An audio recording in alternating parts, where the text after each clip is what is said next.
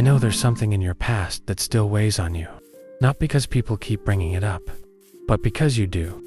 You replay it in your head when you're alone, when the day is quiet, when you're trying to sleep, or focus, or feel proud of yourself. That one decision, that one moment where everything changed. You ask yourself the same questions over and over. Why did I do that? Why didn't I stop myself? Why didn't I think ahead?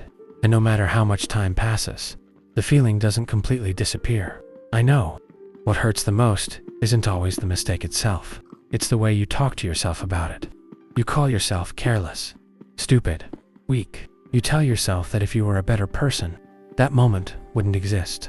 But I need you to hear something clearly, not as motivation, not as comfort, but as truth. You made that mistake with the mind you had then, not the one you have now. You didn't have today's experience, today's awareness, today's understanding of consequences. You were navigating life without a complete map. And yet, you expect your past self to act like they already knew the ending. That's an impossible standard.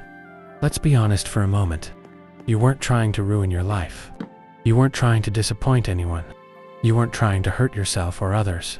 You were trying to cope, trying to survive, trying to feel something: relief, belonging, escape, control.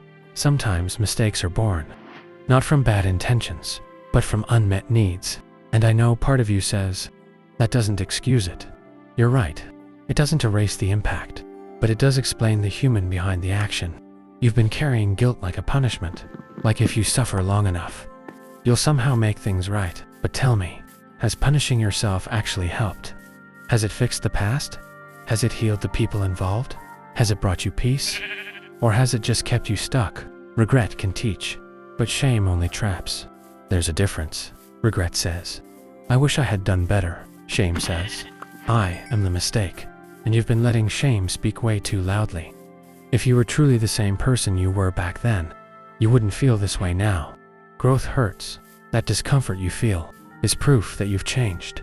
People who never evolve don't question their past, they repeat it. You didn't. You stopped. You reflected. You learned, even if it took time. And yes, there are consequences you still live with. Some things didn't go back to how they were. Some relationships changed. Some opportunities closed. That part is real. But consequences are not life sentences. They are chapters, and you are still writing. I want you to imagine something for a moment. Imagine someone you care about, a younger sibling, a close friend, comes to you and admits they made the same mistake. Would you destroy them with your words? Would you tell them they're worthless forever? Or would you say, you messed up, but you're not done? Why is compassion so easy to give to others, and so hard to give to yourself? You deserve the same understanding. Forgiving yourself doesn't mean pretending nothing happened. It means accepting that it did, and choosing not to let it define every step after. You are allowed to move forward, without carrying that moment like a brand on your skin. You don't owe your past self punishment. You owe your present self honesty, and your future self a chance. The mistake already took enough from you. Don't give it your entire life. You are not the worst thing you ever did. You are what you chose to do after. And right now, you're choosing to face it. That takes strength. So take a breath. You don't have to forget. You don't have to erase. You just have to stop living there.